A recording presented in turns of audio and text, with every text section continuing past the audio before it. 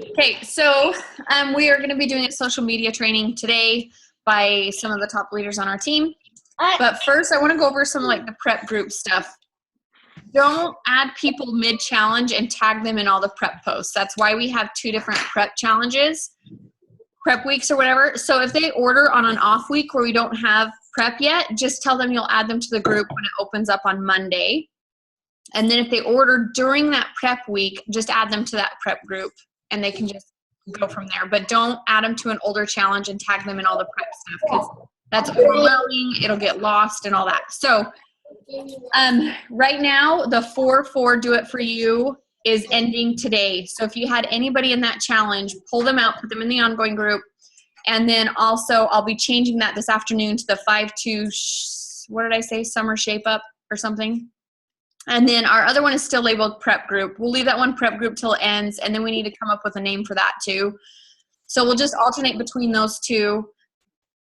And then what we talked about as the leaders at the retreat, instead of everybody going in and checking in our prep weeks during prep week, we're just going to have the leaders doing that, checking in as though it was a challenge group, because we're getting so many people checking in that the prep posts are for sure like lost in transmission somewhere. So translation, whatever that saying is. Transmission, translation, same thing. So if you're a leader who is posting in the prep week at all, you can check in. Just pay attention though, like if there's a ton of coaches checking in, just maybe don't. If we have 2 or 3 a day, not a big deal, but I just don't want like 10 to 15 to 20 people checking in every day to these prep sneak peeks, because then people are like, they're going to check out because they're going to have so many notifications going off. So I did redo the welcome video where I kind of explained that some of us will be checking in. You will be tagged in the post. So there's 2 or 3 posts a day they'll be tagged in, but they don't need to check them right then. They can just check in at night, and we just tag them so they're aware of how many posts there are in the prep posts. I also put in the video that we will put prep post in all caps at the top of our prep post. So make sure that you don't have to title it prep post 1 or 2 or anything. Just put prep post so they can go and search for prep post if they need to, if they've missed anything for some reason.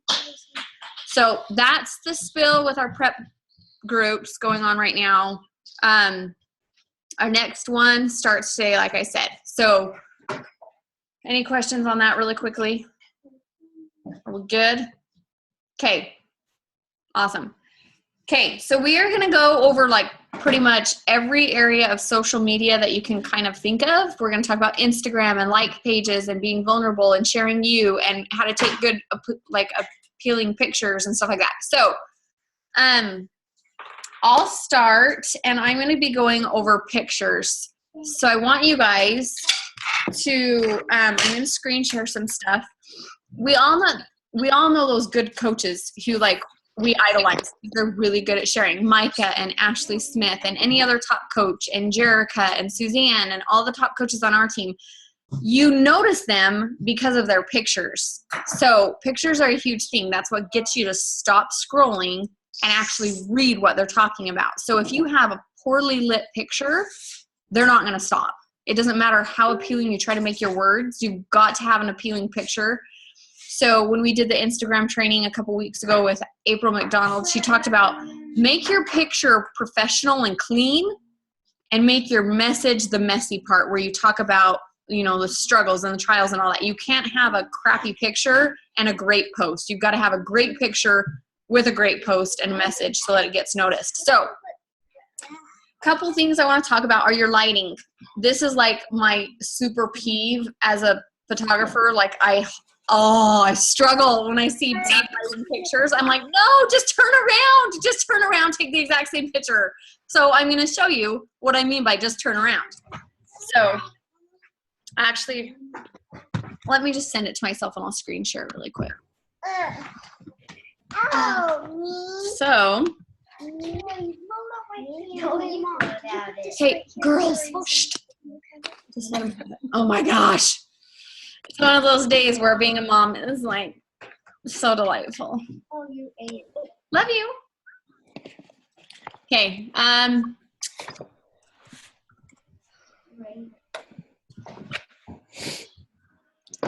Sorry, I was doing this like as I was stuffing my face to try and make a point. So let me send them to myself. This actually never, just a sec.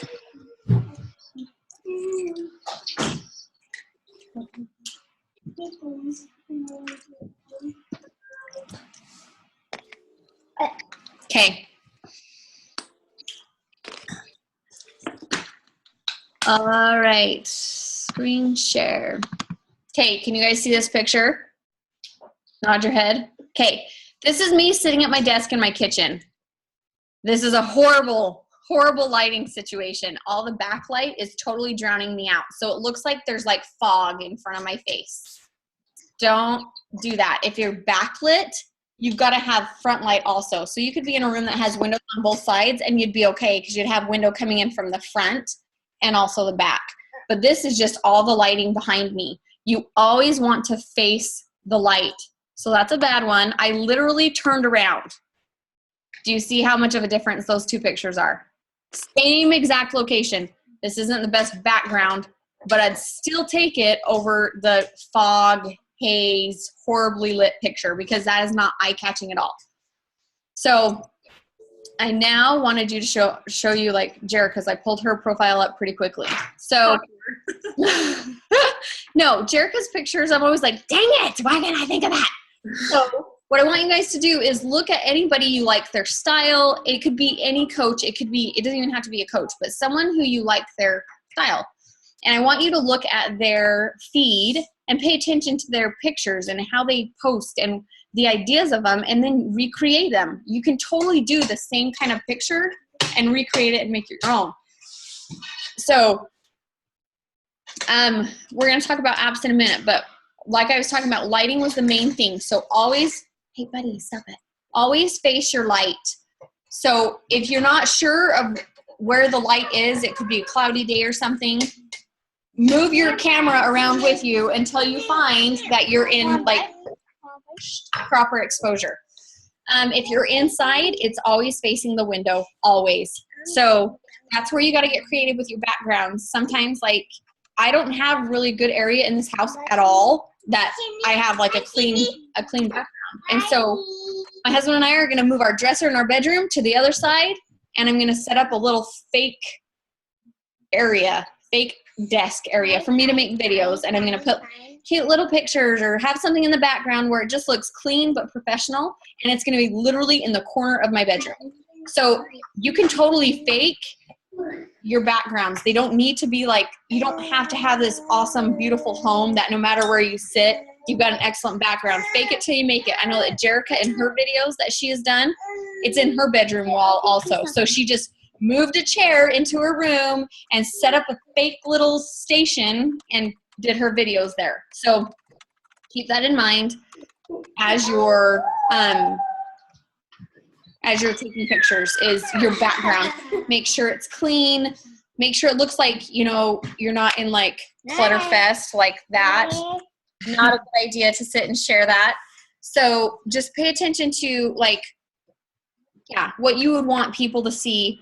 And it's not, we don't need to share like the underwear on the floor type thing.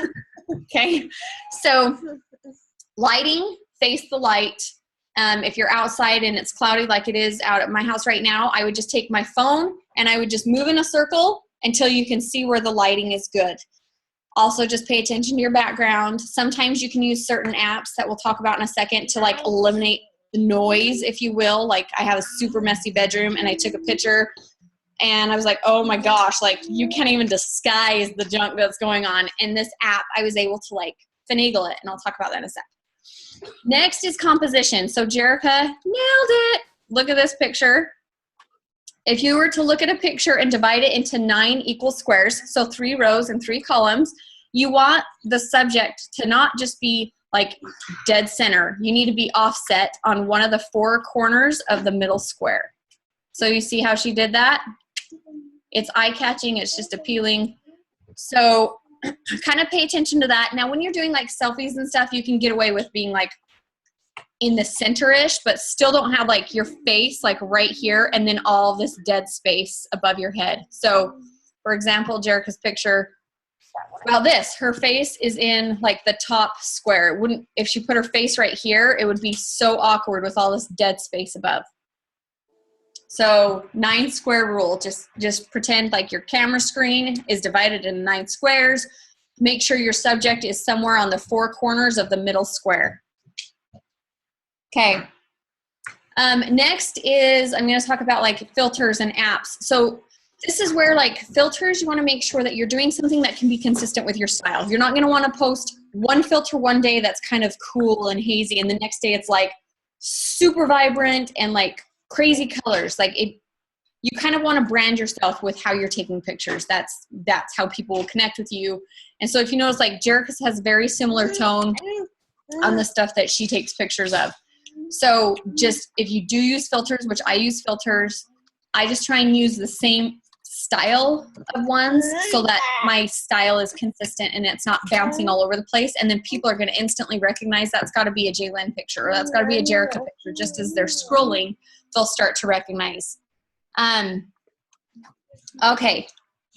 Okay. And then let's see. Okay, so now as for apps, let me show you a picture that I'm talking about where I was like, oh my gosh, my room is a disaster. There's no way I can cover this up.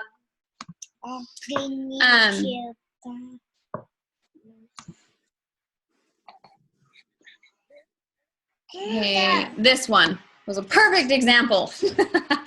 Okay, so if this was a full picture and my body was in the center, you would have seen like my suitcase was spilling over and there was clothes and shoes and everything like surrounding me.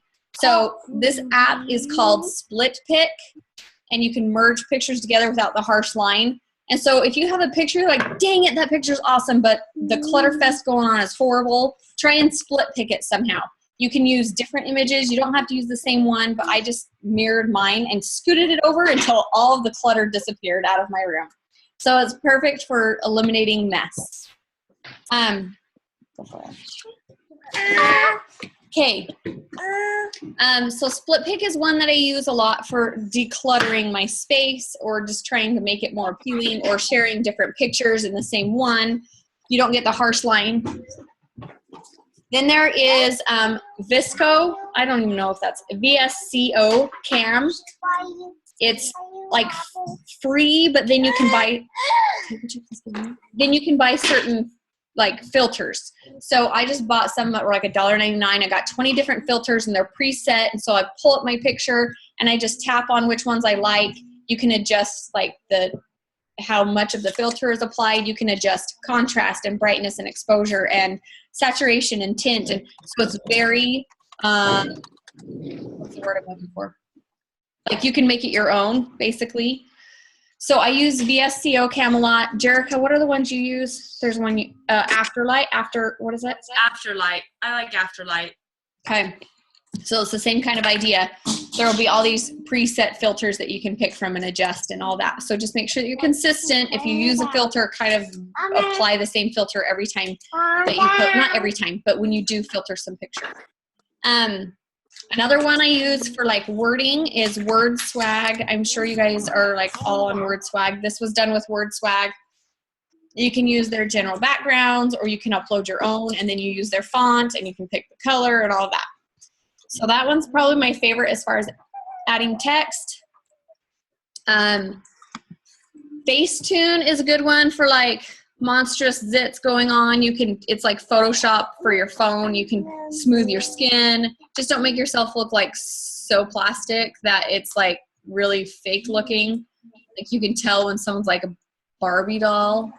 But I smooth out my skin. That's not a surprise, but I don't do it on every picture. And I try and make it so that my eyes, like you still see like my bags under my eyes and my crow's feet. And I mainly get rid of my forehead wrinkles because I'm praying they go away. But you can like just adjust it. You can erase it so it's not like all plastic fake. You can add detail with that one. So that was a good one. I'm trying to think of what other, let me look on my phone. So I typically will go into VSCO Cam first, and then I'll upload to like Split Pick.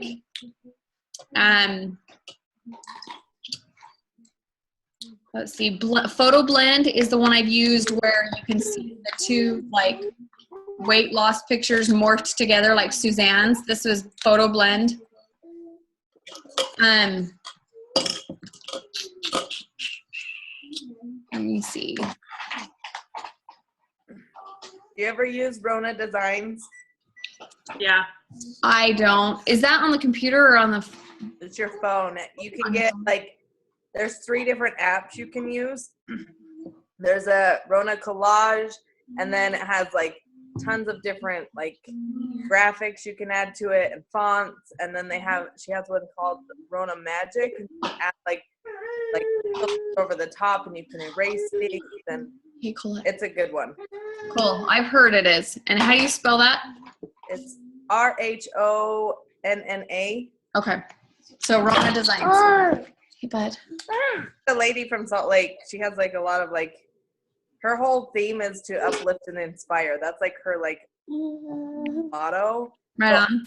There's like tons of like quotes and things like that in there that are already pre-done. There's a lot of LDS stuff in it, but it's a good one. Right on.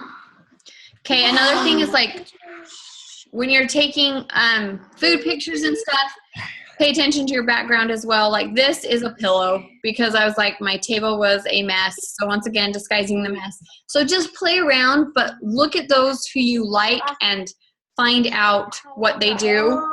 My computer's gonna die, hold on. Talk about bad light. This would be my don't take a picture light. Okay, so just one second. I'm gonna actually move again. Okay, so I covered lighting. Does that make sense? Oh my gosh. Do you guys have any specific questions about lighting? Anybody? No. No? Okay, what about backgrounds? Do you guys understand what we're talking about when it comes to backgrounds? Nod your head. Yes, okay. What about composition? Do you guys understand the composition? Okay, and then apps. Did you guys write down the apps that we use? Okay, last one I'm going to talk about is getting just like creative with how you post. So we don't always get like the Shako selfie, exact same Shako selfie. Do different angles with it. Don't do the exact same sweaty selfie every time. So like you can look on Pinterest for lots of just like cute fitness poses. And that's kind of where I came up with this idea because I was like, I don't want to stand and do like the typical like same selfie all the time. So just look at anything and get inspiration and just save them. And then you can do those poses and have a different angle on it, if you will. When you're sharing transformations, I recommend you share transformations like a lot because that's what gets people really interested is seeing it over and over again, but use different pictures, use different angles. As far as like my before picture, I only took one because like everybody else, I was like, get me out of here. I do not want to be taking pictures right now.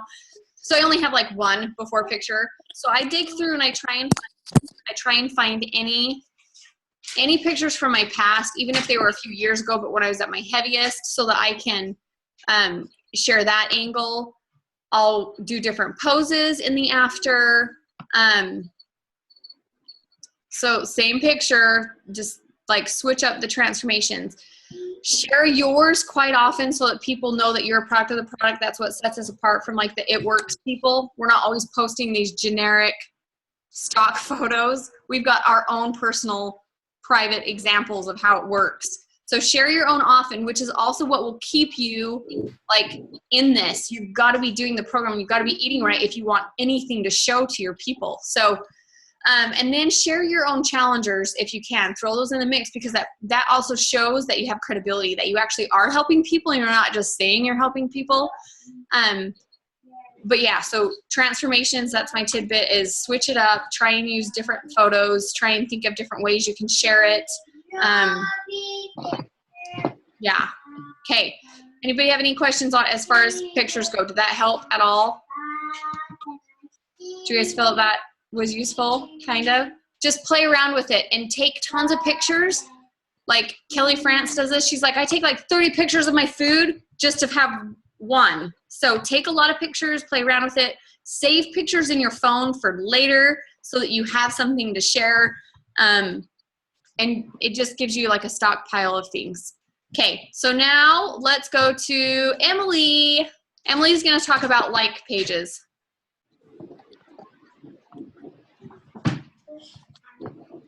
Sorry, I had to unmute myself. You're gonna. All right, so like pages. What I wanted to kind of focus on today is starting your like page now, even if you're a newish coach. I feel like I waited too long. I worked through all of my warm market, and then once I started getting nervous because of the crickets from my warm market, I thought, oh my gosh, I better start a like page.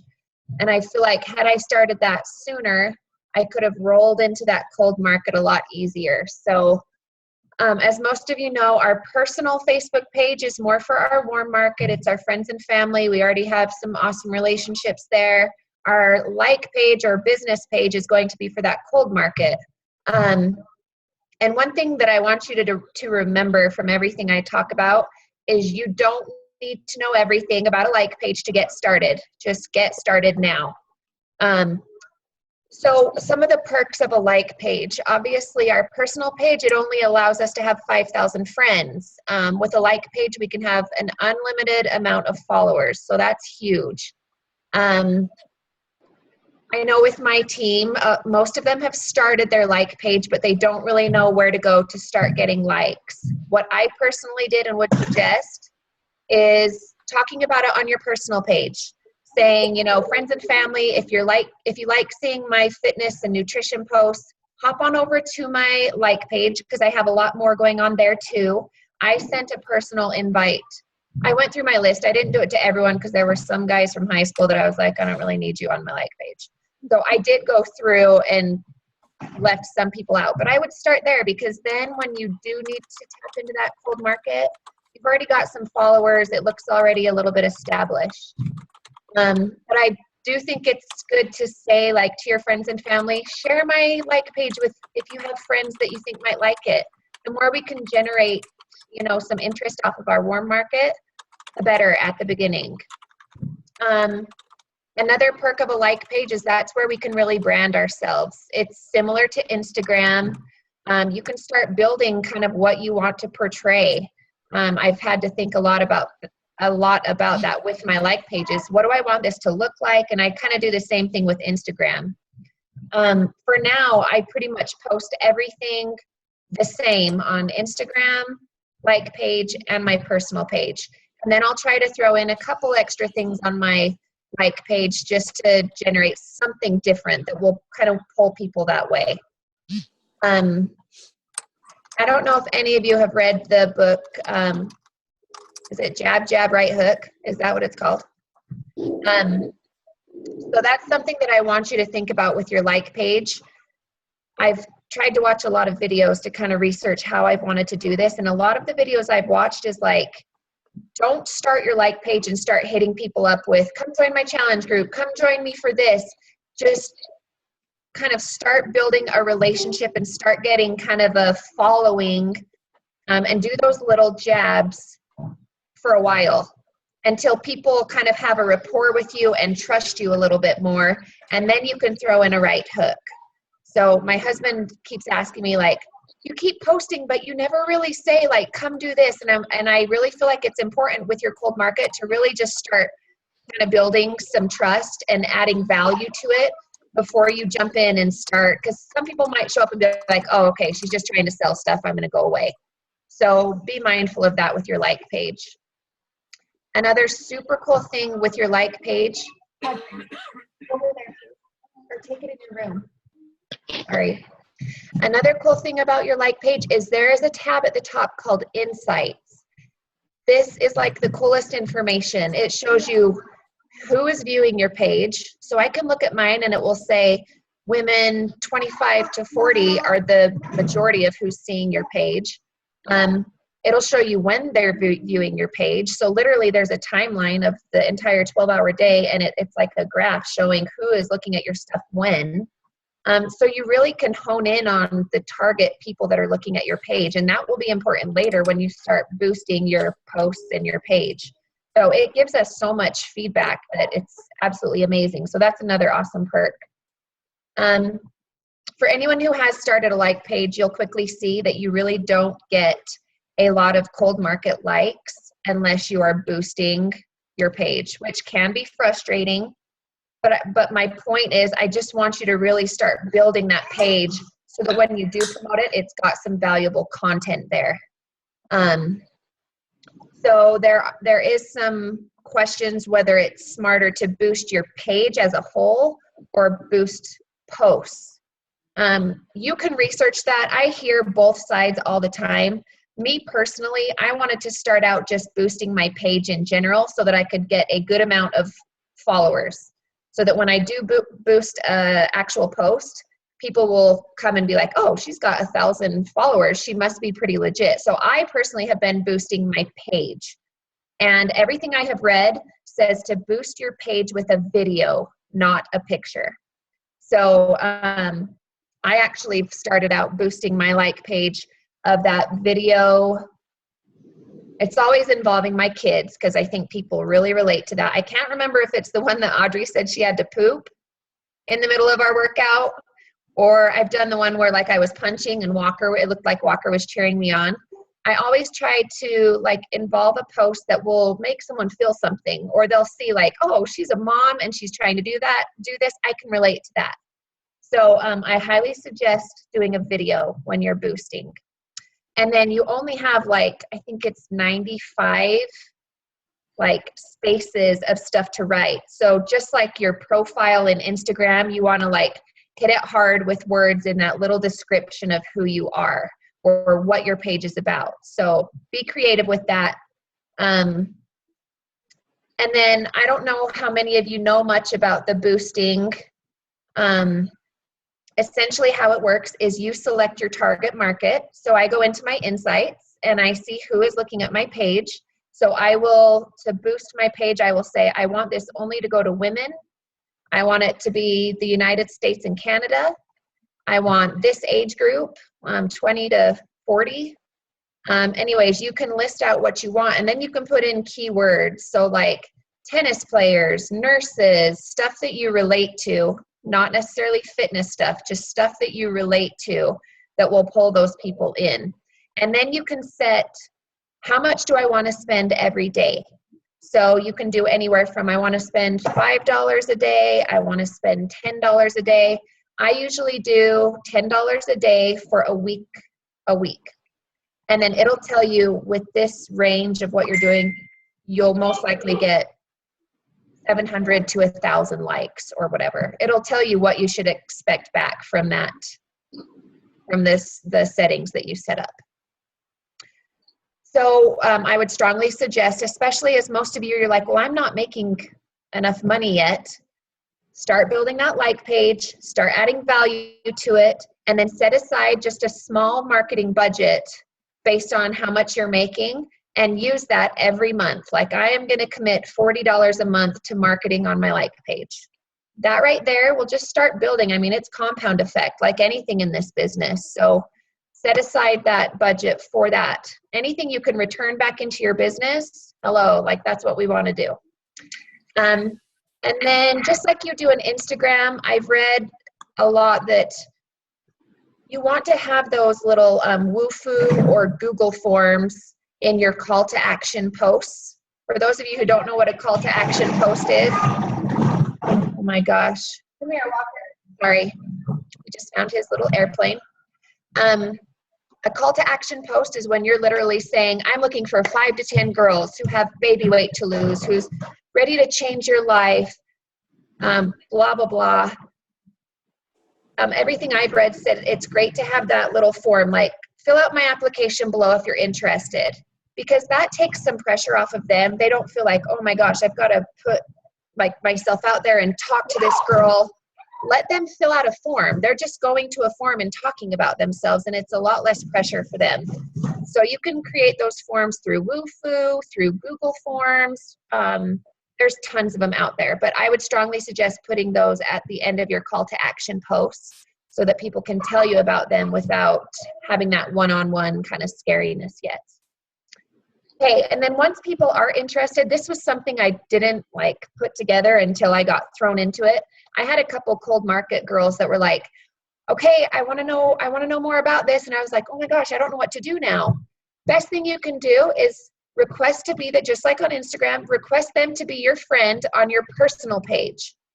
We want to do that because then we can utilize Facebook Messenger and just start talking to them. So I think I messaged Jaylyn and was like, what the heck do I do now? And she's like, get them to be your friend on Facebook on your regular personal page, and then you can chat with them. Same with Instagram. If we can move them over to Facebook and get in Messenger, it's so much easier. Plus, that's where we're running our challenge groups and everything from. So I am going to include a couple of videos for you guys in the comments section that I pulled a lot of this information from. One is from Scotty Hobbs. He literally walks you through how to create a like page in case you're not sure. And then another one is from Anita Myron, just talking about her like page and how she generates her business from that. And she shows you like her call to action posts and the ones that have worked the best for her. So tons of good information. Just start now. Don't wait like I did. Start now so that you can utilize that cold market when you need it. So does anyone have any questions? I just wanted to say, along with what you're saying about like the I cannot talk today. It's what happens when you wake up at 4:30. Yeah. Dumb. Okay, so when you start reserving money to use for your like page, Anita Myron does 20%. So that keeps it at a percentage so that as your business and your income grows, that's obviously going to grow and you can return that back in. And it's a return investment like Emily was saying. So don't look at it like an investment you're losing. Well, that wouldn't be an investment, really. It's money that is actually going to be returned to you. And it takes time. This is not something that's going to happen overnight.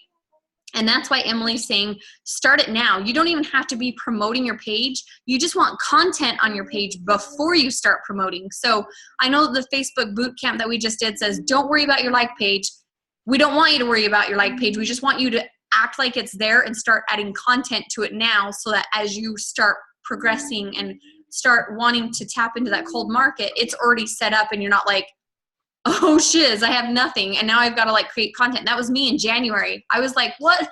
I had it set up forever and I didn't add content to it. So it's taken me 3 months and now it's starting to make a difference. 3 months later, like it didn't happen overnight. I'm just barely starting to get cold market people coming to me. So it takes time to build, and that's why Emily's saying like start now, because as that you build content there, when you start boosting your page and stuff, people are going to like it and it's going to help you versus you have no content and they're not going to have anything to like. So yeah. Anyway. And totally, you're already posting to your normal page. Don't feel like you're doing these different posts. Literally copy and paste from your personal page to your like page. I know, like I feel like, oh, people are seeing double. No, a lot of people are not seeing both of those pages. So just copy and paste and build it. So that's all. Well, I was going to ask really fast. When you talk about forms, like what exactly do you ask on forms? Is there a place that has an example of? Yeah, we can send, I think Micah in her resources, there's a bunch of different ones. I'll post some in the bottom. We kind of all just use each other's, I've noticed. We'll copy and paste if we like one. I know Ashley Smith has an awesome one. Melissa Brewer has an awesome one. So I'll put some examples in the comments for you of what to ask. Can you, Emily, put that in like the coach page somewhere so that when this call's over, we can still access it? Yeah, for sure. Thank you. Yep. You're welcome. Anything else? Okay, thanks guys. Okay, and now we'll have Jerica go. She's going to talk on Instagram. Okay, who's ready? Just kidding. Okay, so first thing with Instagram, If you aren't comfortable with your personal Instagram that like you post your family on and whatever, to be your fitness Instagram, make a different one and make sure that whatever Instagram you're using to build is public so that people can see it rather than they have to request you before they can see your posts, because that's gonna kill you just first off. And I think that most of us have done that. So just make sure you're not blocked, make sure you're public. And then when they come to your page and they see that little bio underneath, I was gonna use my computer to like show you the little bio thing, but when I log it on a computer, it doesn't make it look as nice as people's on the actual Instagram on their phone. So I don't know if I can even get this to come on, blend. See how it's like there's like lines, like I have Angel Baby Mama down 25 pounds, hair colorist, and oh, how am I going to get this to work? But you can see that there's different lines. It's not like just written out like a paragraph, right? How you do that is just in your phone or on your tablet, go into your notes section and write out what you want to put. So like, it's going to be what your page is about. You're into health and fitness. I know Micah Folsom, she does, let me pull hers up. Hers says like fitness entrepreneur. So it's not like health and fitness coach. She's like fitness entrepreneur, dream enabler is another one Micah says. LDS. So she puts that out there. You're coming to her page, you know she's LDS. So put what your page is about, what you're going to be posting about, and to make it look nice and neat, you just do it in your notes and you can hit return and just type out what you want and then copy that and then put that in your Instagram bio. So you'll go into like edit your profile and then you'll click on your Instagram bio and just paste that. And so when you submit it and it saves, it will save in those lines rather than written out like a paragraph. And if you want it to look like a paragraph, that's totally fine. It's just preference. So make sure your bio is like something that they can come and know what your page is about. Like I put Angel Baby Mama on mine because I talk about my miscarriage a ton. I don't want somebody coming to my page and then I'm talking about miscarrying and they're like, oh, this is too much for me. Like they're going to know first off. So just tell them what they should expect. So on Instagram, it's really easy to find a target market. So you've got your target market girl in your mind. I wonder if I can share. How do I share a screen? Let's see. You just click screen or share screen. It should be able to pop up on the bottom. Oh, is it on the bottom? Hang on. Oh, no. Yep. That's it. The green one. Okay. Oh dear. Is this it? Everybody there? Yeah? Okay. So this is a hashtag I found when I was just searching hashtags that had about 10,000 to 2,000 posts in it. And this one's called miscarriage awareness. So when I come to this one, okay, isn't she adorable? So we're going to go in, we're going to like her, and then I would read through that and then I would add a nice comment. I'm not going to do that right now because you're sitting there. I'd probably end up going to her profile, liking 5 pictures. So this is where that 5-3-1 rule comes in. So I'm going to go to this girl's profile and okay, she's adorable. Let's read about her. Okay. So, okay, most adorable child. That is so cute. Look at that cute pink bonnet thing. So you're just going to go through and like 5 of these photos on her page. Then you're going to comment on 3 of them. So I could put like on this one, congratulations. I don't know if she's talking about a birthday or a new baby here, but congratulations and then a cute comment. Or, oh my gosh, that is the cutest onesie. Where did you get it? Or, I remember playing in these toy cars when I was little. So much fun. Or you can add just some sort of comment, whatever. So comment on 3. And then you're going to follow them after you do all that. So when they open up their Instagram, they're seeing your name. It's not just going to be like you liked one photo and then they skip you over when they're seeing their notifications. It's like, okay, this girl liked a bunch. She added some cute comments. She followed me. Oh, her name's kind of catchy. So my name is Fit Beauty Chick. So they come to me expecting beauty tips and fitness. And so they'll come and look at me.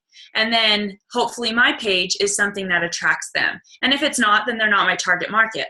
But that is adding value and building relationships and connecting with people. And it might seem like a lot of work to do that, but it's really not if you find a hashtag that is your target. So this miscarriage awareness is my target. So I can go through this and I will find, you know, I wonder what this person is, or like I'll find so many, you know, cute quotes that people will put because I think quotes are healing. So that's a really good one. Okay, so I hope that helped a little bit. Did we understand the 5-3-1 rule?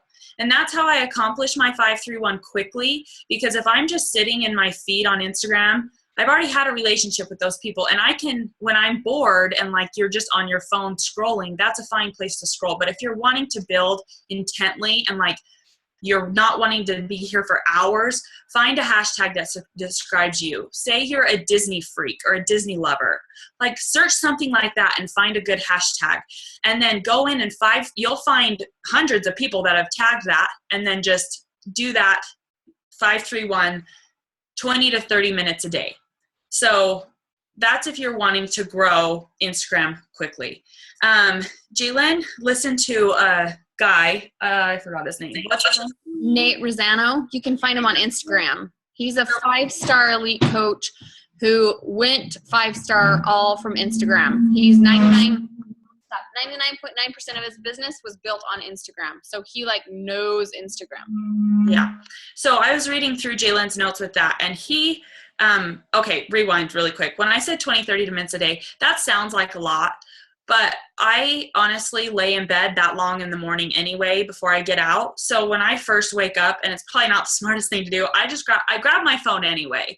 My husband hates it, but I might as well be just intently using those first few minutes in the morning rather than wasting it in the news feed on Facebook or Instagram.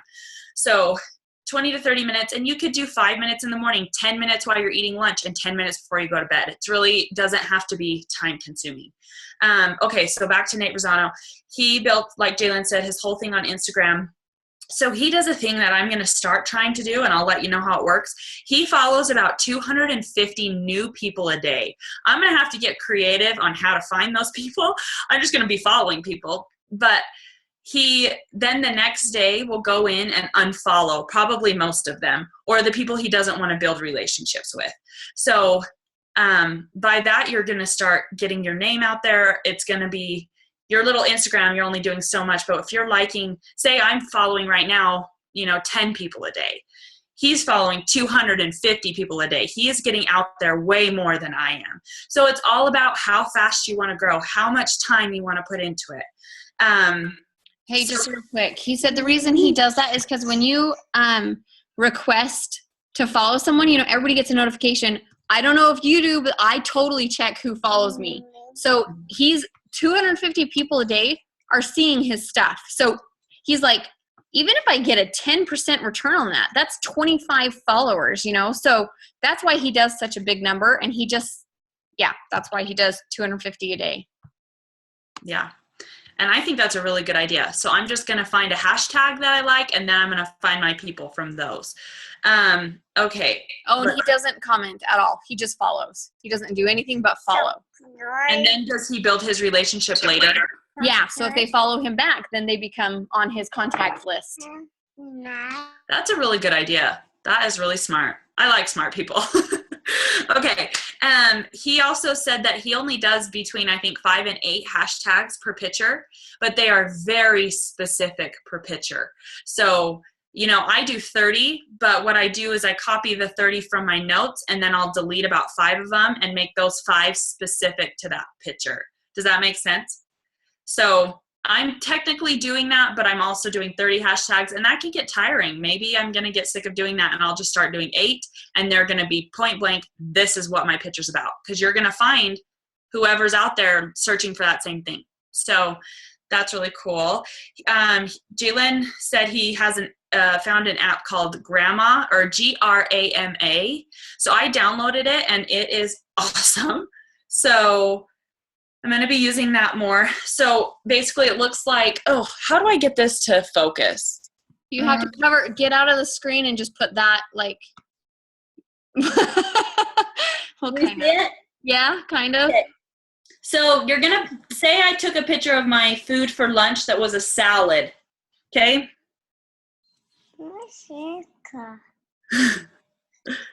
He sees you. So you see all these hashtags? Yep. So you click on them. So some of them say homemade, eat clean, eating healthy. Toward the bottom, they get a little more specific. Natural, healthy, coconut water, food for beer bellies. That's freaking awesome. So then I've gone through and I've tapped the ones I like, and it turns it purple. So then at the very bottom, you hit copy hashtags. So then it check marks it. It's copied it. So when you go into Instagram, you hit paste, and all those Instagram hashtags you just purpled are now on your Instagram. So that's blew my mind. blew it, right? Yeah. Blew mine today. So that is awesome. So get that if you need help with hashtags, because sometimes people are like, I don't know what a hashtag. I'm like, literally everything. So that's really cool. So Grama, Grama is the name of that app, and it's purple with like a hashtag sign. See it right there? Cool. Okay. So I already kind of mentioned this. Search your hashtags. Search your ideal person, your target market, what she like. So does she use baby wraps, or does she use, I don't know. You guys know. So think of your person, find those hashtags that describe that person, and then scroll through those. And that is where you can find people that are your target most easily. Another easy way I just thought of that I've done is accounts that I follow that I really like. There's a girl in the Salt Lake Valley. She's got like a freaking ton of followers. Her name's Ginger Parrish. I don't know if any of you have heard of her. She kind of does a clothing thing, and she's really good with photography, and she has got so many dang followers. And so I can go to her page, and I know that her target market is like the same as mine. We're going to be between 20 and 30 or 20 and 40, and we're going to kind of like clothes and makeup, and she has cute hair.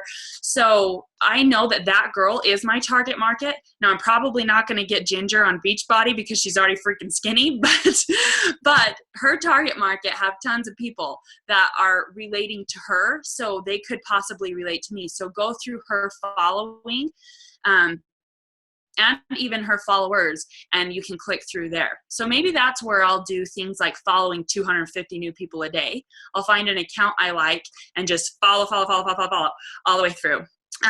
Then you can download an app that will track the people that aren't following you back on Instagram. And so that's how I'm probably just going to find the people to unfollow the next day. Does that make sense? Cool. Okay, does everybody know in Instagram you can go into your settings and there's a thing called posts you've liked? Does everybody know that? So they're photos that you've clicked heart on, that you've actually liked their photo. So if you just go through and are liking a bunch and you want to go, so say that's what I do in the morning. I'll like, for 10 minutes, I'll like a bunch of photos. And then for 10 minutes at lunch, I'll go back to those liked photos that in my settings, and then I could start building a relationship and typing on those people that I've already hearted. So there's a place you can see all the pictures you've ever liked. So also if you're doing if you're paying an outside program person like Instagress or whatever, sometimes they can like some shady stuff. So that is where you would see what they're liking. So I haven't had that issue.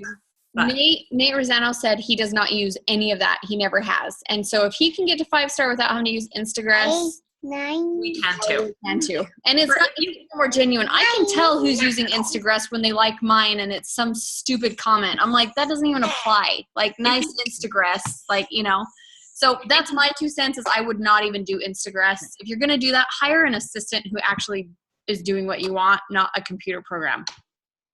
Yeah. Yep, I agree. If I were to ever do Instagress and I'm not planning on it, I would mark off the section so they do not comment on people's stuff. It would only be liking. But my scare is that they will be liking pornography photos, which a girl on our Inspiration team had that happen, and she's like the sweetest cutest girl ever. And she had her friends being like, why are you liking this stuff on Instagram? And she was humiliated, obviously. Luckily, she can say, I pay a program to do it. But wouldn't that be terrible? Terrible. So that's how you can go in and see what you're liking or what your assistant is liking if you ever hire one. Okay. Like Emily said, call to action posts. Those Wufoo forms are awesome. I haven't done one yet, but I've seen a ton of coaches do it. And I like the idea of being able to get that to know them a little more personally before they contact me, so that I can contact them and be like, hey, I saw you're interested in this and you're this age and you have this many kids, or whatever you decide to ask them on that form. If I do a post to a call to action on mine, I try to link my Facebook profile in my bio. So when you go under your settings to edit your profile, you can go into Facebook and go to your profile, and then you copy and paste the URL at the top, and then you go into your edit your profile. Let's see. And then it will say, so you'll click the little setting thing at the top, edit profile. So this one right there, that third one down, that's my Facebook link. So if I do a call to action that says, if you're interested in joining my challenge group, or, I say something like that, click the link in my bio. So they're going to click there and it's going to take them to my Facebook. So that's an easy way to get Instagrammers over to Facebook. And you'd probably need to be a little more clear than that. Like, you're going to be going to friend me on Facebook or something like that, so that they know what that link is taking them to.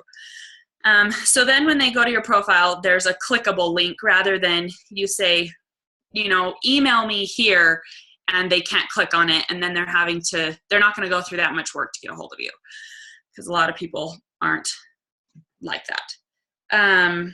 Okay. So I think I've gone over a lot. Well, a couple quick things, just like Jaylen went over: the quality of your picture, the quality of what you're writing. I liked that April girls call where it was, make a clean picture and make your writing messy and fun, or be funny, or be serious. Just be you in the writing. Okay, so just a couple things that I've seen that I wish I could just fix are when maybe somebody says they put a cute picture, but then they just say, I lost 5 pounds. And it's like so short. It's like cool. Like, I've lost 5 pounds before too. That was cool when I did it. But it's not like, I lost 5 pounds and I'm fitting into jeans I haven't fit in a while. Or Sharon did a post that was really awesome about being down 6 pant sizes. And she talks about like the journey of it, or like, it's just relatable. So why is it awesome that you're down 5 pounds? Every time you post something, ask yourself why. So after you've written it down, I've lost 5 pounds. Why is that cool? I'm using heavy weights today. Why is that an accomplishment? I love my Shakeology with your photo. Why do you love your Shakeology? Because people are not going to connect to anything unless you give them a feeling of why. So just remember that as you're posting. It actually makes it easier to come up with what you're going to write about when you ask yourself, why am I posting this? What value am I going to add? So yeah, I think that's all I have. Does anybody have any Instagram questions?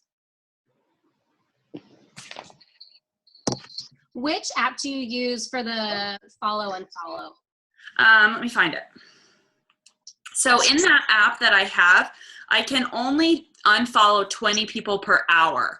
So I'm going to have to figure out a quicker way to do that if I'm doing 250 a day. So it says followers plus, and it's got like an outline of 3 people, like 3 shadows right there. Okay, perfect. And it will tell you who's following you, who you're following and they're not following you back, who is just following you and you're not following them. So it gives you a lot of good information about your Instagram account. There's another one called InstaTrack too that I use. And Cool. It does the same thing. Like, you can actually pay to get like even more stats, but it does like people who have like blocked you, deleted likes and comments, anyone you've gained and lost. Like, it has like a ton of stuff. It tells you who your fans are and who's actually following you. Like, there's probably a whole bunch of them. Yeah. My one thing to say about these things is do not get sad when somebody unfollows you because I got on there and I'm like, this is awesome. I'm going to know who's following me is kind of why I got it. And then who I can unfollow. But then I saw like one of my really good friends unfollow me and I cried. So really, you can't take it personal because people are going to, and then that girl later, I like went and commented on something on her Instagram through that same account and she followed me again. So I don't know. I mean, she probably just feels stupid that I went and talked to her, but I don't know. So just don't be sad when you have 100 people unfollow you over, and it will track it for the period of time since you last checked it. So Well, and you have to remember that they're not your target if they're unfollowing you. You Exactly. won't want to work with them anyway. Probably be like the most high maintenance, pain in the butt person ever. So like, it's honestly like good riddance. Now I don't have to worry about like you, you know? yeah. So that's what I've used. Okay. Any other Instagram questions? One more thing. When I'm making a post, I have a picture I've taken.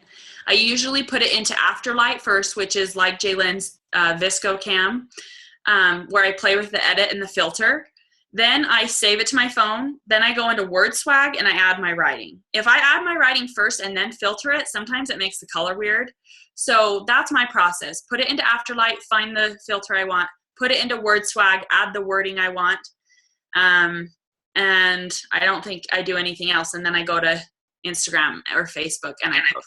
Oh, quickly, do not share from Instagram to your Facebook. That will lessen the viewers on Facebook who see your stuff. So just copy it and paste it in Facebook. Don't have Instagram share it for you.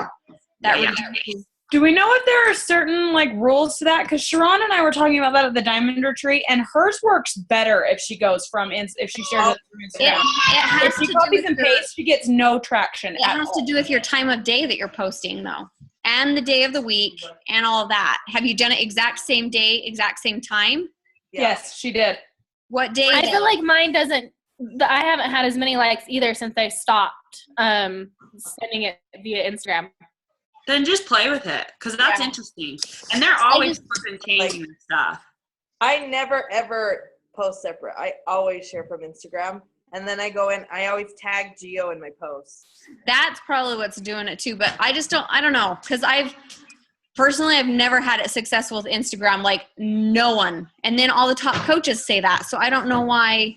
Yeah, I did it on a transformation picture specifically because those are the ones I get the most usually. And I posted it. I always post between like 7 and 8 o'clock at night.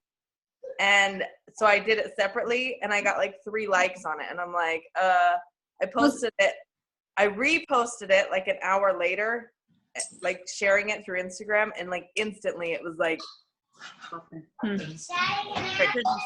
That's why, guys, this is like such a learning thing. And the social media platforms are always changing. Like Instagram just had a huge change. So you've got to try and find what works for you. So I wonder too if since where Facebook has bought Instagram out, it's different where before, like when they didn't own And Instagram. that could be it. That could for sure be it. And also, sorry, Slad. I wouldn't do it with Buffer or all those scheduled posts. Those for sure. And YouTube links, like, will get you less. Anything that takes you away from Facebook, they typically don't like because that's advertisement for another social media platform. So Instagram, that could totally be why. But as far as like YouTube links and all that other stuff and sharing other people's posts instead of organically making it your own also lessens your view. Because like I'll have coaches who are like, can I share that post? And they get like no traction, A, because their people don't relate to me. And then B, Facebook will lessen that. So that's, I wouldn't doubt if that's a huge part of it, but yeah.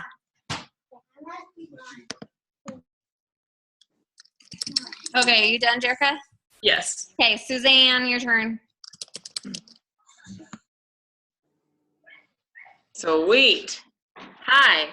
I'm just going to say it's like super duper right on time nap time right now. So if things start getting a little crazy at my house, we'll just deal with it. My kids right now are doing fine, but you'll know if things start to get real exciting. So I was asked to talk about, when we were deciding topics, I am going to talk to you about building relationships with people through social media. And this is huge, monumentally important, whether you decide to use Instagram, Facebook, blogging, blah, blah, blah, whatever you choose as your platform, building relationships with people is absolutely 100% one of the very most important things that you can do for your business. So I am going to just use a little analogy I got from a couple of top coaches, and it is this. I want you to think right now about who you would invite to your birthday party this year. And I want you to think about if you would invite the people that you are inviting to your challenge groups or to the coaching opportunity.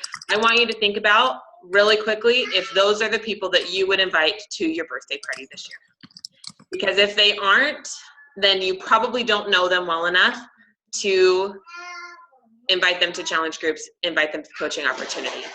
This business is 100% about helping people. I kept thinking about what I wanted to focus on today, and I'll get into a little bit of like how you do that, how you build relationships, but I can't stress enough the importance of just being genuine and realizing that this business is about helping people.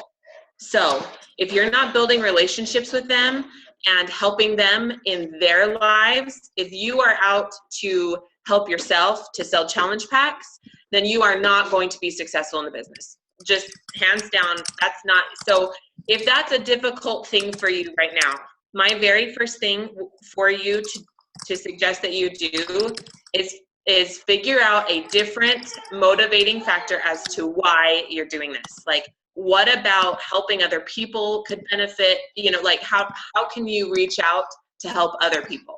And so that's the whole reason why we focus on building relationships. I know from experience, because I've done both. And here's the other side of that coin. If you're a coach and you've never ever once thrown out a cold invite to somebody who liked a post or commented on something without building a relationship first, well, there's that side of things too, because sometimes people need that. But I think what you have to keep in mind is, who are you inviting? Is it your best friend from elementary school, or is it some person who you just randomly added to your Facebook to have another person on your Facebook? I don't know if I'm making any sense with what I'm saying, but you want to just make sure that before you reach out to people and invite them to something, you have to show them that you are genuine, real, authentic, and caring person. That whether or not, and this is something you have to decide is okay with you too, whether or not they get a challenge pack from you, whether or not they ever decide to coach, that you care about them as a person. And that regardless, you are still going to comment on their cute kid pictures. You are still going to ask them what happened when they do a sad post on Facebook, because really, you want people to know you care about them. And then when the time is right, because I've had this happen about 15 times since I started coaching almost a year ago, they will come when they are ready. They will come when they are ready for the help. Because sometimes we reach out and we want to help people because we can see that they probably need it. They might not be ready for it yet at the time. So just a few tips from me as far as how to build relationships with people on your social media. The first one is, like Jerica talked about with Instagram or on your Facebook, you've got to be casting a wider net than just your friends and family that you already have on Facebook. That's why in our Power of Threes, the very first thing you should be doing on a daily basis is adding new people to your network, okay? So you do that by either going to choosing a friend. This is usually how I do it. I choose a friend, or I choose somebody who is, I don't know, that is my target market, who I know well, and I go in and look at, you click on them, you click on their friends, and then there's a little tab, it says more, and then it says people you may know. That is an excellent place to find people who you may have lost connection with, who are friends of your friends that you already know, or people who are also in your target market, and it'll be easier for them to accept your friend request if they can see that you're also friends with this friend. Does that make sense? So you're not shooting in the dark. If that means you're not like, oh, random Jane over here, we're going to add her today. I will tell you that that's not all bad either, but be aware. And when you add new people to your Facebook, you a lot of times are reaching out and you're kind of like, we'll see how this goes. Don't be afraid, on the other hand, to unfriend that person. Like if you followed or if you friended them and you start seeing what they're posting and you're like, oh my gosh, what did I do? Just unfriend them, you know, like, and then you're going to have to try again.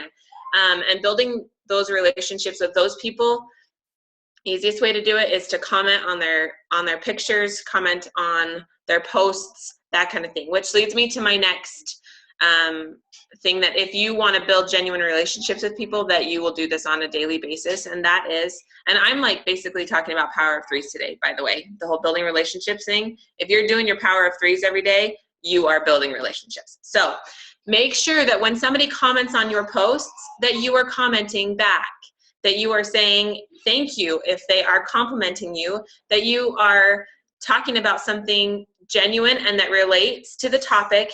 And the thing that I've started doing, which I should have been doing all along, and I'm going to throw this out there to you, is you can start a simple conversation with them right there in your comments. And if you feel like it moves enough, then move it over to your messenger and just be like, oh, hey, it's so great to talk to you. I wanted to get this into Messenger so we weren't like continuing the personal conversation on Facebook, but ask them a question. Like I had a friend post about her kids, something happened with her kid. I don't remember now. I don't remember exactly the situation, but I remember being like, you know what? Thanks for commenting. Like, how are things going with so-and-so? Or how, you know, how's after the bike accident, like, how are you doing, or whatever it was. And I will tell you now that has been, Siri just heard my whole thing and she's been writing it down for me. Oh my gosh.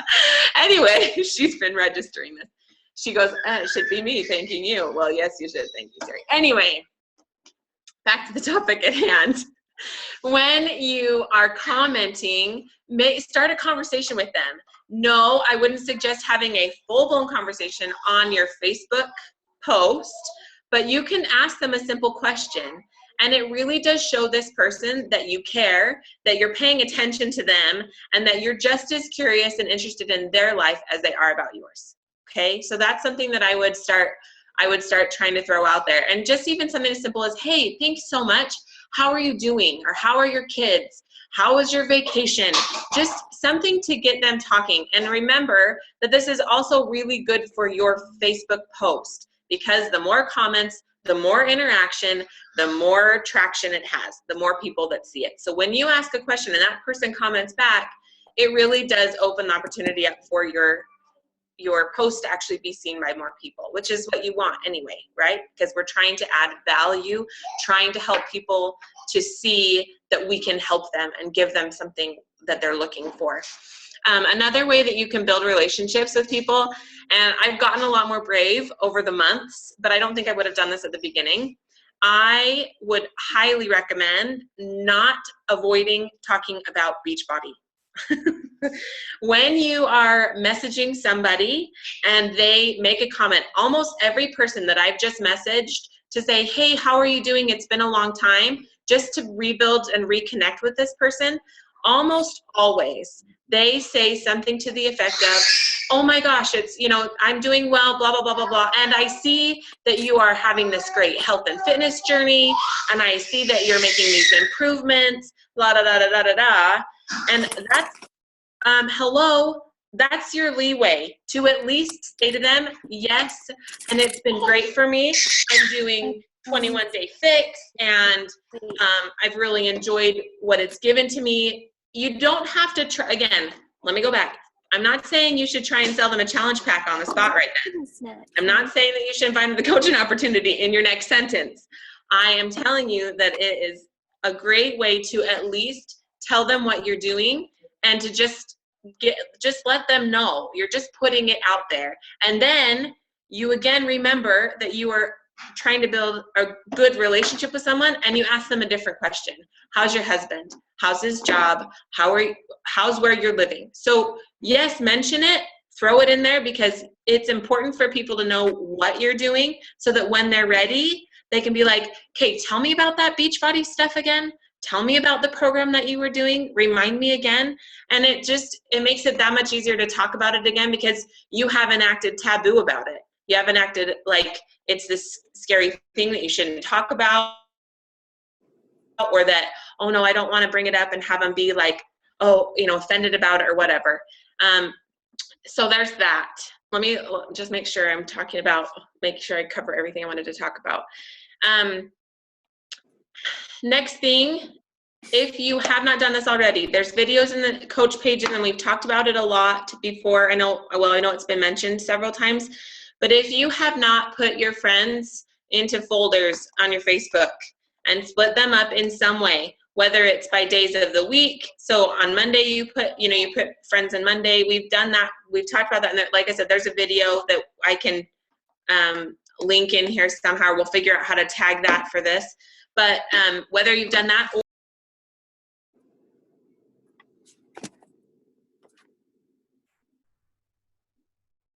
You got muted. oh man, sorry. How much was I muted for? Not very long. Okay, sorry. It was this little person here. Oh no, I don't remember what I'm saying. Sorry. Talking about folders. So days of the week you can do that way, or what I've been doing most recently is having a Beachbody Prospects challengers and coaches folder. Anybody I add at this point to my network, I'm putting in that folder, and then it's really easy to see their posts come up. It's easy for me to comment on their things. I do that daily, and it just keeps me continually building those relationships with people. And it doesn't have to be long. It doesn't have to be hard. I get through probably, 30 posts in 15 minutes. And I just like and I comment on their pictures and show genuine interest in what's going on in their lives. And that's just really helped me to build relationships with people that I had lost track of, or that are new to that are my new friends, that are people that I don't know very well. The last thing about building relationships with people and inviting them that I'm just going to mention is that the best thing that you can do, and I really struggle with this, it's something that I know I need to improve, is keeping track of people that you are building relationships with and talking to, so that they don't fall through the cracks. So keeping track, if you've messaged people just to check in with them and you've had a conversation, just write it down somewhere. Either keep a list, you can make a Google Doc for it, however you want to do that. But these are people that, especially if you're good friends with them and they're in your target market, that you don't want to completely forget about them. And in 3 months or whatever, if you think about them again, then message them and keep a record of them. Or if they said, not now for a challenge pack, that you write that down somewhere so that you can check in with them again later. I think that a lot of us probably have people who we know have fallen through the cracks because we didn't keep really good track of all of our people. And I think that that's really kind of what I wanted to say. But if you take nothing else from this, I would just really stress, and I can't stress enough, that this business is about relationships. So and here's another thing, if you are throwing out a post that is salesy, that isn't relatable, and isn't showing that you care about helping other people, then you really should maybe rethink what you're putting out there, because that will just come across salesy and gross, and you will not have the success that you could if you were just yourself and genuine and caring. That is really what people want. They want to know people care and that they can trust them. And that's by far the most important thing as far as building relationships go. Are there any other specific questions about that topic that anybody has?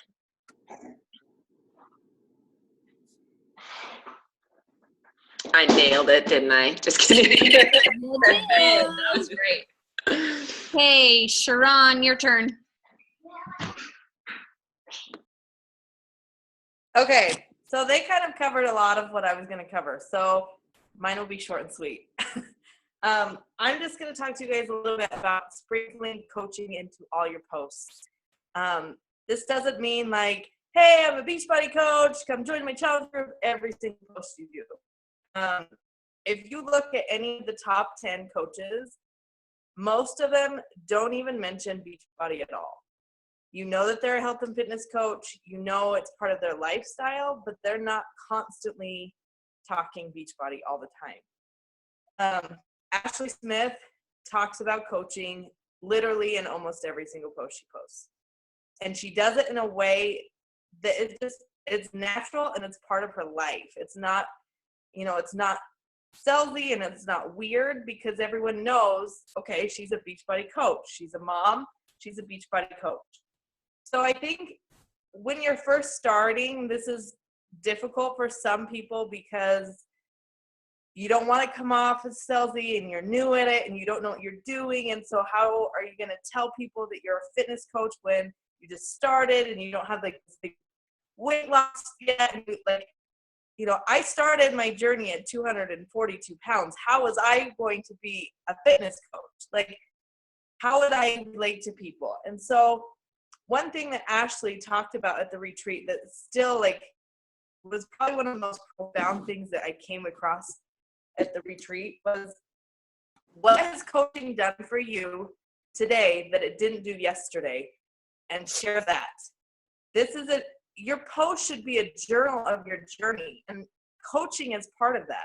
So find the little things that, whether it's, I didn't go for that candy bar because I know my challengers are watching me, or just simple things. Last week I talked, you can get on my Instagram, and I talked about my daughter Gabby has Down syndrome. So we had to do her IEP for school to find placement for her next year. And I talked about my struggles with that and how it's been hard figuring out a place that is fitting for her and not just my needs. And it's a struggle that I struggle with every day. And I talked about how a year ago, I would have probably went and got a bag of Cheetos and a bag of chocolate, and I would have ate like crap to make me feel crappy. Because I was in such a crappy mood. But I turned it around and I talked about how, people ask how I stay motivated with stuff like that. And honestly, it comes down to, I stay motivated because of coaching. I stay motivated because of my team and the people I surround myself with. And I turned that situation around and I mentioned coaching into that post. But it wasn't in a way to sell people on it. It's part of my life. And that is why I didn't go and buy a bag of chips and eat my stress away. It was because, this has become part of my life. And so as you're posting, not every post has to be some deep, vulnerable, post, but it needs to have some sort of feeling behind of why you're doing what you're doing. Like Jerica said, they talk about, I just lost my train of thought. As far as your life goes, if you're looking at somebody's post and you're just constantly posting your workouts and there's no story behind your workout and why you did your workout and, the motivation behind it, nobody's going to care. They're going to be like, you have to kind of go through that why post, like Jerica said. They talk about it in a lot of the trainings. You have to go through the so what. So what you worked out. What does that mean to somebody else? Think about your own coach and what drew you into them. What were the things that they wrote in their posts that you related to and that you were able to say, okay, she can help me. It wasn't because she was selling something. It wasn't because, there was something that you connected to. So you need to do that in your own posts so that people connect to you and your story.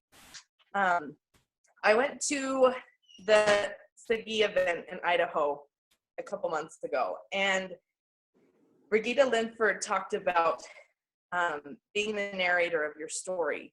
And I think that alone, like, she basically talked about how we have all told ourselves our story for so long that we have believed whatever it is we've been told. But what we need to let people understand, and what we need to understand ourselves, is that we are the narrator of our own story. We get to change that story. So share that and share your changes of your story with everybody else. And that is what people are going to relate to. That is what people are going to read your big long posts, because they know when you write something, it's going to be of value, and it's going to be something that they can look forward to, instead of just you posting the same exact thing every day. And then it doesn't come off as braggy, it doesn't come off as salesy. It's you sharing you and sharing your journey and really wanting to help people. And that's what this whole entire thing is all about.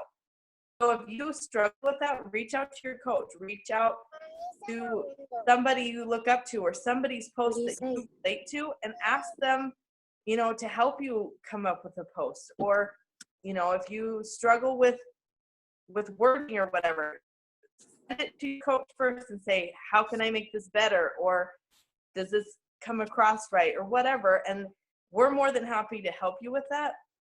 But you have to let people know what you're doing. They need to know that this is a job for you. It is a business, but you are there to help them no matter what. So does anyone have any questions about that? Like any struggles or anything? Hopefully that made sense. It was great. And once again, just go look at people. Like, honestly, go and just look at anybody you like, and just take the idea of how they post and think of how you can do it. But like she said, how is your life different is a huge way to figure out how to post something. How is it different today than it was yesterday? And that can cover every single topic, if you ask me, because us talking right now, I never would have had girlfriends, 15 months ago that I'd be sitting chatting with once a week, and it fills my social cup, So it can be very simple. It doesn't need to be over the top. And then just treating it as your journal. That's great. And another thing is it doesn't always have to be just coaching. Talk about how, Shakeology, talk about your healthy lifestyle, talk about your food you're eating, your exercise, simple things that you've changed that you didn't do before. All those things lead up to making you credible, and people will look up to you and know, I post a lot about Shakeology with my kids and how my kids drink it and how much they love it, and how just simple things like that. I think a couple weeks ago I posted a picture of me and Lexi having a tea party with our Shakeology, our teacup. Little things like that it's just those little jabs and those little tiny things that make you credible as a coach, that you are being a product of the product, and that you aren't just in this 1 week when you're deciding to be gung-ho and then the next you're not. It's part of your lifestyle, and why wouldn't you share that? You share your motherhood, that is part of your life. You share coaching as well, because that's part of your life. So awesome. Okay, Ashley is going to kind of expound on that more, and she's going to talk about vulnerability, which is the bomb to everything that ties all of this together. Seriously. So, Jalen shared in the coach page. I don't remember when this was posted because I just took a screenshot of it because my internet's being weird, but about vulnerability. So if you are stuck on any of this, you can go back in the coach page. You can look for this because this is monumentally helpful. But no one likes cold invites. None of us want to do cold invites. No one likes getting cold invites. Cold invites just suck. And like Suzanne talked about, one of the keys to preventing cold invites is you actually have to know people, and people need to know you because you need to feel like you're connecting. And it takes effort on your part for you to get to know other people and building those relationships, which is what the power of 3 is you getting to know other people.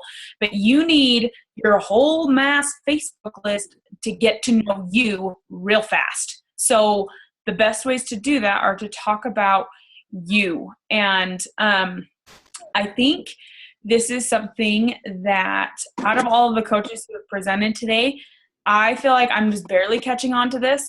All of them have mastered this. So if you are like unsure if you're being if you are thinking in your head you don't know if you're being vulnerable enough, I promise you're not. Because I used to sit and think, oh, I'm being vulnerable enough. And I'd go back and look, and the things I was being vulnerable about were not going deep enough. Saying that you had a bad night's sleep and you woke up and you really didn't want to work out, but you knew your accountability group was going to push you and you're so happy you have them and you just got your workout in and here's my sweaty selfie and I'm flexing and look, I'm getting a baby bicep muscle. That is awesome. That is a fabulous post because it talks about fitness and doing it when you didn't want to and whatever. That's not vulnerability though. That's not being vulnerable. And the things that are vulnerable are things that make you blush. They're things that make you tear up. They're things that you are kind of mortified that a person might walk up to you at the grocery store tomorrow and be like, I saw your post about da-da-da-da-da, that you're like, oh my gosh, please don't talk to me about it in real life. Like, I could talk to you about it to my computer because I'm just staring at myself, but please don't talk to me about this in real life. That is vulnerable. And it is so hard. It is very hard the first time, but it gets better weirdly because all this, everyone says this and it sounds corny, but then you do it and you're like, oh my gosh, they're right. You just feel lifted. You're not hiding this secret anymore about whatever part of your life.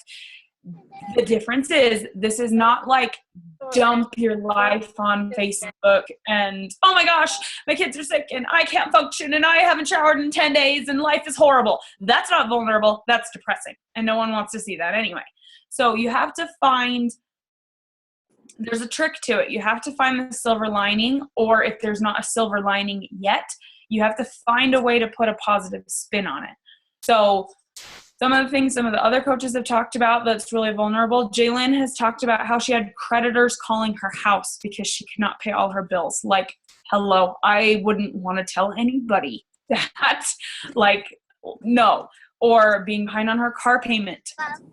Or not being able to buy groceries. Like she's talked about how they couldn't buy milk for Luke because Luke didn't drink regular cow's milk. Like, that's vulnerable to talk about that. Sharon is a rock star at talking about everything with Gabby. Down syndrome is kind of I don't want to say it's taboo, but like that, I don't think very many people talk about that. And being a parent to a child with a disability has got to be crushingly hard. And she talks about it and she's open about it and she talks about the downsides and the high sides, but she always puts a positive spin on it and makes it so that people want to come back for more because she talks about her life. And Suzanne talks about her life with 2 kids at home when she lives in Alaska, when it's like depressingly dark all the time and the kids' schedules get mixed up. And Emily talked about everything with Walker falling and breaking his collarbone. And she's talked about things, Suzanne has talked about things with mommy guilt. When she fell and Ben broke his leg because when she fell, she landed on him. And that's not her fault. And that's not something she could have prevented. But your mommy guilt instantly is like, oh my gosh, I did that to my son. Like, I can't even imagine. I can't even imagine how hard that would be. And she publicly shared it to all of Facebook land. Like, those are vulnerable posts. Those are things that make you want to like crawl inside and you don't want anyone to know this. That is what you talk about. So some of the things that I am discovering that I have in my life that I can talk about, because I remember Jaylyn when she started talking, okay, this is my tip to you, especially for those of you who believe in God. If you don't believe in God, then just kind of tune me out for a second. Okay, so Jaylyn started posting about how her oldest daughter has Asperger's. And I had this stupid thought that I was like, well, and Jerica's posting about her miscarriage. Like, hello, how could I forget about Jerica? So I'm like, I don't really have any trials. Like, maybe Heavenly Father should send me some trials because I don't really have anything going on in my life. And this kind of stuff. Oh no, don't ever, ever, ever, ever think that. Because then your husband will lose his job the same week you find out you're not going to be able to have any more children on your own. Like, seriously, don't ever think. So if you're sitting here thinking, I don't think I have anything to be vulnerable about, hurry and find something, or God will send you something. So don't do that. Don't do that. So I talked about my husband just lost his job like 4 days ago. He does not have another job yet. And we've talked about it like 4 different times on our Facebook wall since Thursday, because that's part of our life. And it's something we're going through right now because, like I think Sharon talked about, Facebook is my journal. I'm treating it like my journal. And I view Facebook friends like they're my friends. I want them to know what we're going through. But it's not all sad and depressing and we don't have a job and we don't know what we're going to do. It's we made a bombing resume and we put in an application that we're excited for because we're looking at things that we think Jake actually wants to do, not necessarily the first job he's going to find. And we're excited for people to start ringing his phone off the hook. Like, you make it positive. Or all that we're going through with our doctor. We have found ways to, include pictures of Casey and to talk about how grateful we are that we have her, because it's looking right now like she's going to be the only child that we're going to be able to have on our own. And if we want more kids, we're going to have to adopt. And I've talked about how I was suicidal. I was hospitalized for nearly attempting suicide 11 years ago. And I've talked about how health things run in my family after I went to an emergency room visit with my dad, and or not an emergency room visit, a cardiologist, whatever, appointment with his cardiologist, because he had to get all these stress tests done because part of his heart has shut down and he has survived like 3 heart attacks and has an artificial stent, and like he can go on with all the mumbo jumbo medical stuff, but I haven't watched quite enough Grey's Anatomy to like know exactly what he's talking about. But he has like, his body is shutting down, and that is my future if I don't take care of my body, because my genes are very similar to my dad's in terms of health. And so I have to be very careful with my health, because if I don't watch out for things, that is where my life is going.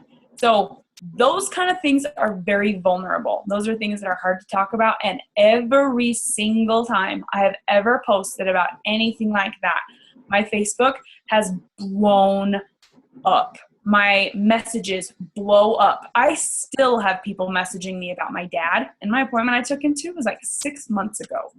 And I still have people asking me about my depression and how everything's going with that. And especially with all this crap happening with my husband's job, that they're remembering my depression post and they come back to me and say like, how are you feeling with everything? And it gives me an awesome chance to be like, actually I'm doing really good because I'm doing my personal development every day and I'm working out. And that release of sweat and that rush of endorphins is helping me function. So I'm actually doing really good because of coaching. And it like, not that becomes like do you want me to invite you to coaching? You should do it too. But that's a plug for coaching. That's talking about what coaching has done for my life. And it's a way that my life is better now than it was before coaching, because I have that outlet now where I wouldn't have had it before. So along the lines of being vulnerable, you don't want to dump every single day. You got to kind of spread it out. But you need to make sure that along with that, this goes hand in hand. You've got to be talking about a variety of things. Posting a picture of you that you don't love is vulnerable. But you don't want to just be vulnerable with your fitness, because that's what I was doing for a long time. I was just posting before pictures that I hated. And I kept saying, oh, I'm being vulnerable. I'm talking about how I used to weigh 300 pounds, and I'm talking about whatever.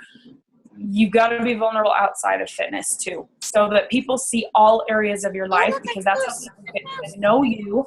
And that's how you prevent having to do tons of cold invites, is when people know you. So you need to sit down, and this is part of the whole target market thing. You have to sit down and figure out you and what you like to do. You are not just a wife. You are not just a mom. you are not just a Beachbody coach. You have to figure out what else you like to do. And if you don't know what else you like to do, you need to figure that out about you. And that comes back to personal development, that you have to find you before you can help other people. You have to be bettering you and yourself, and you have to know what your target market is. Or you're going to be casting a net so big that you're going to be attracting people that you don't really want to work with. So, so there's some questions in here that on that post Jalen did about vulnerability. Oh, and there's this line really fast that I wanted to share, that when people just post the positive things, if I had said, obviously my hair's in a ponytail, if you know me, I do not do my hair in a ponytail. Like, this is like very obvious sign that I did not get ready today. But if I woke up and posted on Facebook that I woke up and I cleaned 2 bathrooms and did 3 loads of laundry and did the dishes and I showered and worked out and listened to conference and wrote a talk and sewed a blanket and saved Africa all before my child even woke up. And then she came downstairs, and while we were throwing rose petals down the stairs, we made pancakes and she helped me stir it, and we threw in chia seeds because my daughter just loves healthy food, and then we topped it with wheatgrass, and it was like, no one relates to that. That's not real life. I can see everybody laughing. That's not real life.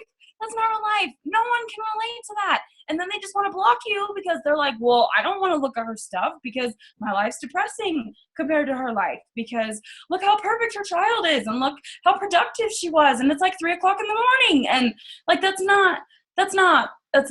You want to be proud of yourself. You do want to post when you have good days, but that's where the vulnerability comes back. You have to be real because you don't want people to hide you because you're being fake. So anyway, so here's some questions. What? I was just going to say something real quick. Yes. This is our chance to crush the mommy wars. Mommy wars are existing because of social media and the fake life that everybody puts on there. So the more that we share real mommyhood and real vulnerability and whatever, it kind of crushes that culture, and that's why people gravitate towards us, because we're not like, our life's perfect, like she said, and we just go through this list of things. Meanwhile, the reality is our house is a mess. I'm fighting with my husband, and I'm actually not dressed. So, like, that is the stuff that you can share because that's real. So when you can share the good days and then share the not so awesome days, that's where people will trust you, and it builds that relationship naturally because everybody is waiting for someone to post something that they relate to. So it can be like, thank you. Like, someone gets how life is really sucky today. And so you have to be able to post any of that vulnerability so that,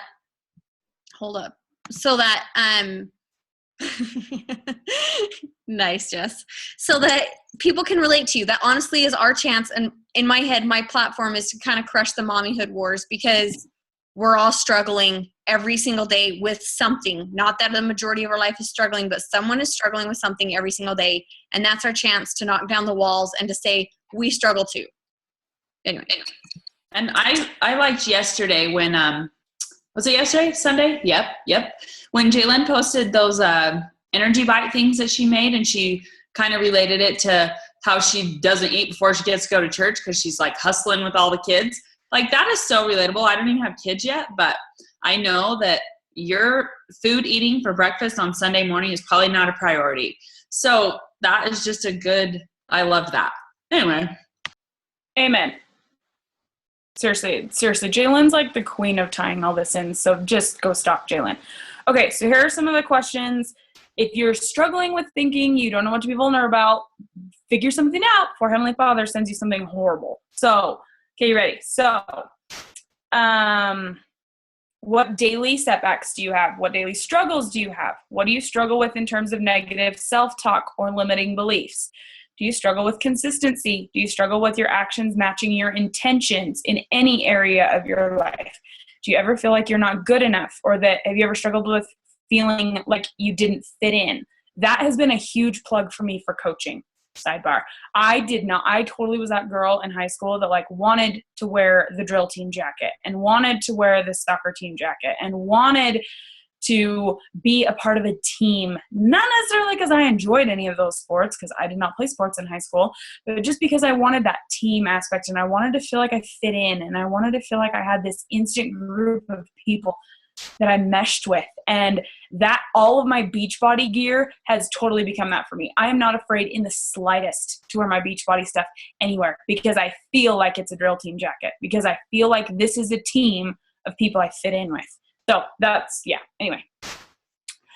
Do you struggle with insecurities? Which, P.S., everyone does. So if you're telling yourself you don't, you're lying to yourself.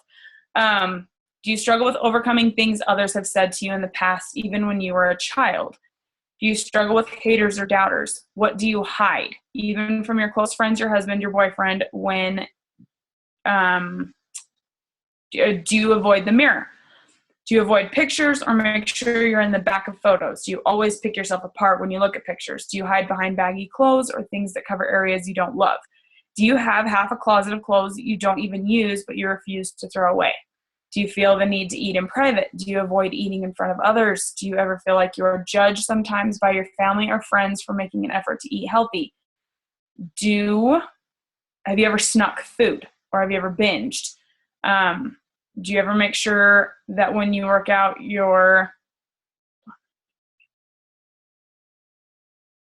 you make sure you don't work out when your significant other is there because you're afraid they will see you? Do you ever have an anxiety attack from shopping? A lot of these are fitness related, but do you struggle with anxiety or depression or insomnia or self-sabotage or fear of judgment? Or do you have any embarrassing habits that you're trying to work on that you don't want anyone to know about? Like, these are things you can be vulnerable about. You know, like I said, like, depression it's not something I, for the most part, currently struggle with. I mean, I have days, but for the most part, I'm not struggling with it. But it's still something I can talk about because it's still something I relate to. And Jalen can still talk about how it sucks to not fit into your clothes anymore because she felt miserable and whatever. Even though that's not her story right now, she remembers how that felt. So it doesn't necessarily have to be something you're struggling with today. It can be something you've struggled with in the past. And so the more things you can think of, the better. And along this journey, it will help you find things to be posting about on your daily feeds, because you also want to make sure that people are seeing all areas of your life, not just that you are a wife and a mom and you work out. Like, you've got to expand that. You've got to have other areas of your life too, you know, about you're into fashion, that you're into makeup, that you are really into DIY home projects, that you're working on your yard, that you're building a house, that you're feel free to shout other things out that you think of that either you're going through or you see someone else going through that you're like, man, I wish I was going through that, because then I could post about it. But you just want to find lots of areas of your life to talk about. The more areas of your life you feel like you can talk about, the more people are going to get to know you. What do you like to do when it's just you? I love to read. I read a whole series of books that are like, I think they're like 300 or 400 pages each. I think one of them is 500, actually. I'm looking at them. I read all 3 books in 24 hours. And this was when I had a child, so I just didn't sleep. And I read Harry Potter 6 in like 7 hours. And I read Twilight in one sitting, and I called into work. Like, I love to read. So I try to find ways to bring up books that I'm reading, because that's something that I connect to. And I know a lot of my target market has similar interest books as me and that I'm finding out. So the more I talk about that, the more it relates back to the people that I'm interested in. Shows that Jake and I like to watch on Netflix together. Lots of people watch Netflix with their spouse. So that's something lots of people can relate to. These don't have to be huge monumental things. It's everyday parts of your life that you're sharing with other people that help other people find out more about you and what it is that you're doing when you're not putting on this perfect personification on Facebook. So does anybody have any questions? I just had a little bit of I was talking to my coaches the other day about stuff like this. And one thing that was brought up was feeling like if you bring up, one of my coaches talked about how she still struggled with depression even after she's been working out and eating right. It's helped, but she still struggles with it. And she talked about how bringing that up in post, she didn't want to come across as negative about talking about it. And so one thing I suggested to her was just, you always have to flip it back into a positive about how it's something you still struggle with every day, but it's something that you are working towards, because people relate to that. They don't expect you to all of a sudden magically not ever be depressed because you ate right and exercised for the day. And so sharing your struggles, it's hard, but that's it.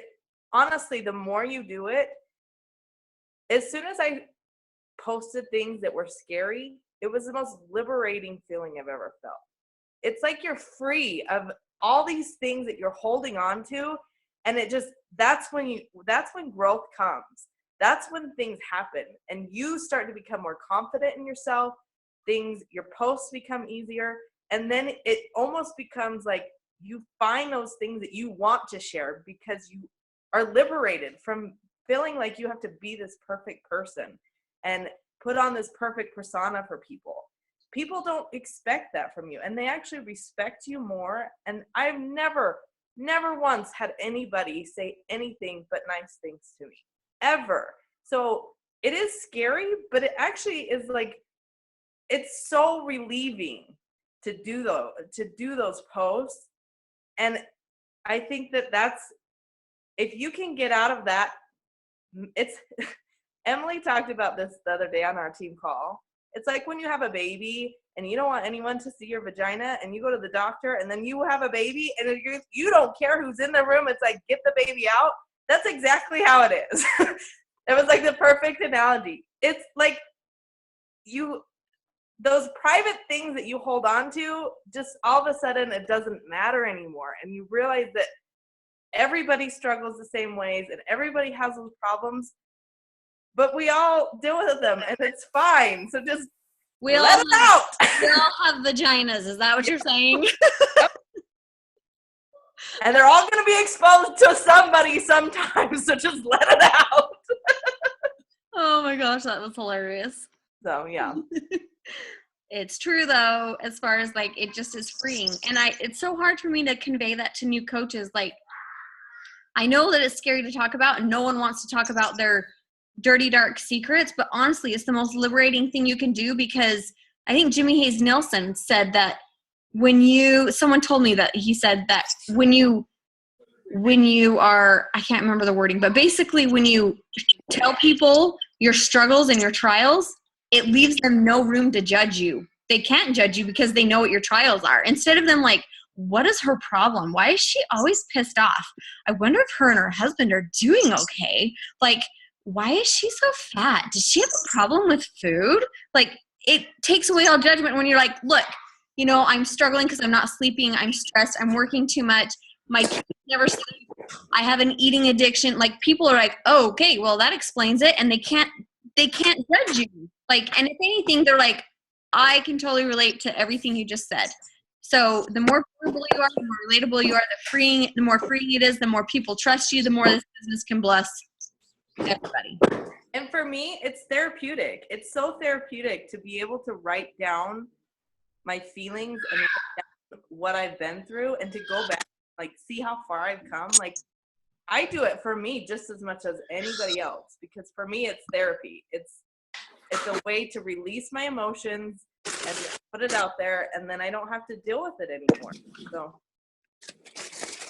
just think of Facebook as your psychiatrist and just let it out. Right on. Okay, so this is like almost 2 hours now, but I think this was like the bomb training. It was like everything all meshed into one. Does anybody have any questions or comments before we end? About anything? No? Okay, so I'm going to try and upload this, but honestly, I just uploaded a 4-minute YouTube video and it sucks my entire internet, and it took a half hour. So I'll try and do it before I go to bed so it processes all night. So I'll try and get this up tomorrow, but no guarantees. That's why I hate recordings. It takes 10 million years to upload. So I'm glad you guys got on though, because this was really, really, really good. Let us know if you have any other topics or areas of concern you'd like training on. We're going to just do training calls every 2 weeks now. So the next call we have as a team will be 2 weeks from today at 2 p.m. Same thing. We'll have some sort of theme to train you guys on to help. So if you have any areas, post in the coach page, message your coach, do something so we kind of have an idea of where you guys feel we need some training. Yeah. Okay. You guys are awesome. Bye, everyone. Thanks, ladies. Yes, Laurel, you can. That would be great. Okay, you guys are awesome. Love your guts. See you later. Bye.